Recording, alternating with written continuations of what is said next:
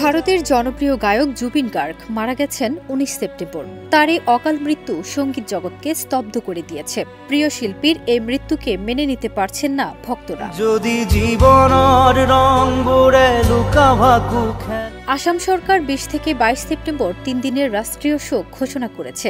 এই শোক দেশের বিভিন্ন শ্রেণী ও ধর্মের মানুষকে স্পর্শ করেছে। মৃত্যুর পরই ভাইরাল হয়েছে জুবিনের শেষ পডকাস্ট, যেখানে তিনি আগেই নিজের মৃত্যু ও আসামের প্রতিক্রিয়া নিয়ে কথা বলেছিলেন।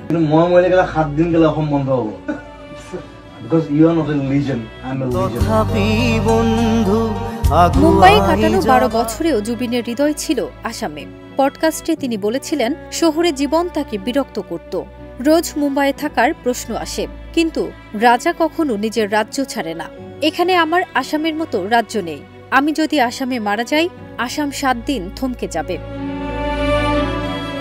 জুবিন নিজের ব্যক্তিত্ব নিয়েও কথা বলেছিলেন তিনি যেমন তেমনই থাকেন, কেউ তাকে বদলাতে পারে না।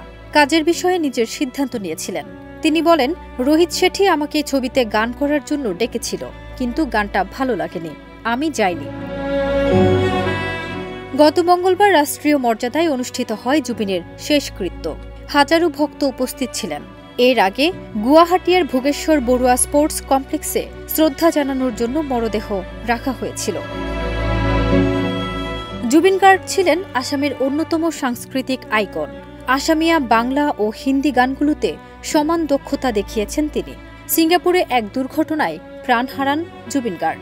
মৃগী রোগের সমস্যা থাকায় জলের তলদেশে স্কুবা ড্রাইভিংয়ের সময় মৃত্যু হয় তার। আসামের মুখ্যমন্ত্রী জানিয়েছেন, মৃত্যুর প্রকৃত কারণ জানতে তদন্ত চলবে। ফারজানা নিকিতা, দেশ রূপান্তর।